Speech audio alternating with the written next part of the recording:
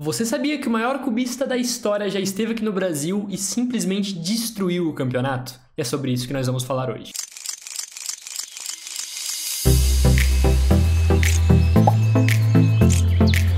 E aí, cubistas, beleza? Pra quem não me conhece, eu sou o Vicenzo, atual campeão brasileiro de cubo mágico, e no vídeo de hoje eu faço sobre um tema, ou melhor, uma pessoa que é sempre muito legal de falar, que na minha opinião e de muita gente é o maior cubista da história, Felix Zemdegs.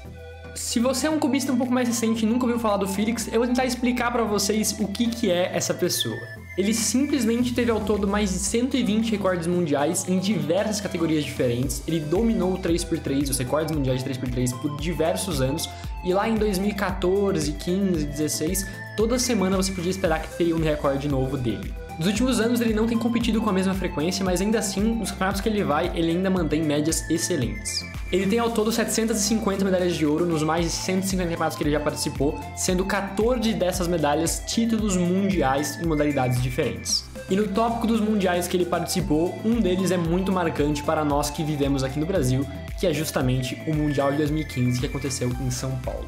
E é sobre isso que nós vamos falar hoje. Entre os dias 17 e 19 de julho de 2015, aconteceu novamente uma edição que acontece a cada 2 anos do Campeonato Mundial de Cubo Mágico, que, como o próprio nome diz, define os títulos mundiais de cada categoria. Mas a grande diferença dessa edição de 2015 para as outras é que ela não aconteceu nos Estados Unidos, na Hungria, em algum outro país da Europa, e sim aqui em São Paulo, no Colégio Etapa, mais especificamente.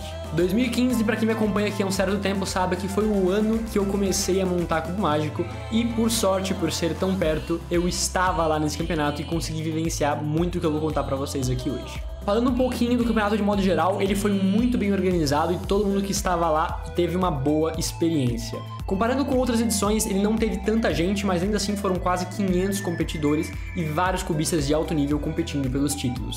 Claro, isso só foi possível graças à equipe de delegados do Brasil que trabalhou muito para fazer isso acontecer na época e, claro, aos dois mais importantes, que são o Pedro Santos, na época o Boras da WCA, e o Rafael Sinotto, que era o delegado sênior da América Latina. Eu, como uma grande criança de 9 anos que eu era na época, estava deslumbrado com tudo aquilo que eu estava vendo. Eu pude assistir os melhores cubistas do mundo na minha frente competindo. Isso, para uma criança, claro, foi uma experiência inesquecível. Eu lembro até hoje de tudo que aconteceu naqueles dias. Eu, claro, não tive os melhores resultados, dado que era só minha segunda competição, mas não é esse o foco do vídeo de hoje, é falar sobre o Felix. Ele veio aqui pro Brasil, claro, como um dos grandes favoritos, ele tinha ganhado o Mundial 2013, teve uma performance avassaladora no Mundial 2011 e ele era dominante em várias das categorias que ele estava disputando. Só que ele não foi apenas bem nesse campeonato, ele simplesmente colocou o campeonato no bolso e ganhou 5 das 18 modalidades que tinham lá. Como eu falei no começo, ele tem 14 títulos mundiais, se 5 deles foram feitos aqui no Brasil, mais de 1/3 dos títulos dele foram feitos em território brasileiro. Isso é simplesmente absurdo e muito significante pra gente estar aqui no Brasil.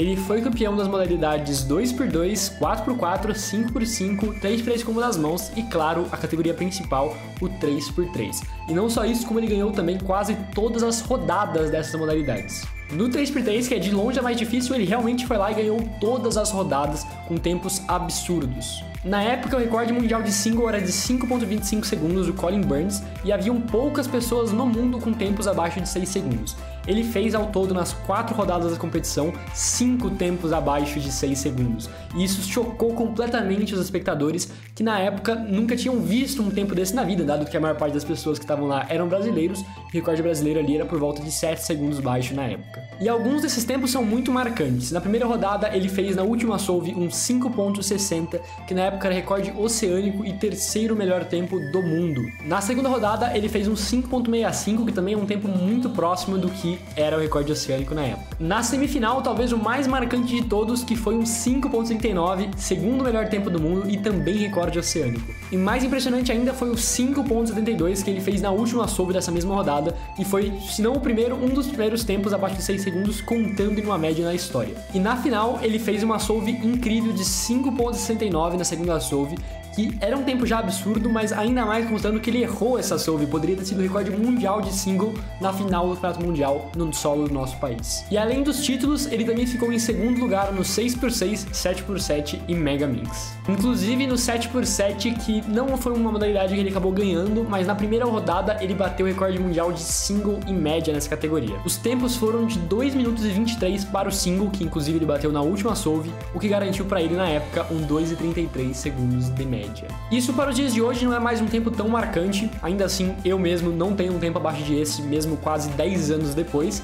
Só que você precisa pensar que ele estava fazendo isso com os cubos da época. O 7x7 de 2015 era um Sheng Show. Muitos nem sabem que essa marca existe hoje em dia, não tinha imã, não tinha nada e eram todos com adesivos. Ele conseguiu fazer um tempo desse num cubo que gira milhões de vezes pior do que um 7x7 mediano de hoje em dia. Ele é o maior da história não só pelas conquistas, mas pela pessoa que ele é, sempre gentil e muito simpático com todo mundo, sempre vendo o que ele consegue aprender com qualquer pessoa que conversa com ele. Eu mesmo tenho uma experiência muito bacana com isso, que eu estava nesse campeonato, como eu mencionei, e eu encontrei com ele no corredor em um momento lá. Na época eu não falava uma só palavra de inglês, mas meu pai conversou com ele e pediu pra tirar uma foto comigo, e ele gentilmente o fez. Eu tenho uma foto com ele que eu guardo com muito carinho até os dias de hoje e pude presenciar o quão bacana ele é. De modo geral, essa aqui é a história, pessoal. Eu espero muito que vocês tenham gostado. O Felix realmente é uma pessoa incrível e um cubista exemplar. Eu espero que vocês tenham conseguido pegar um pouco dessa mensagem com esse vídeo. Se vocês gostaram, deixa o like e se inscreva no canal. O vídeo fica por aqui, até a próxima. Tchau, tchau.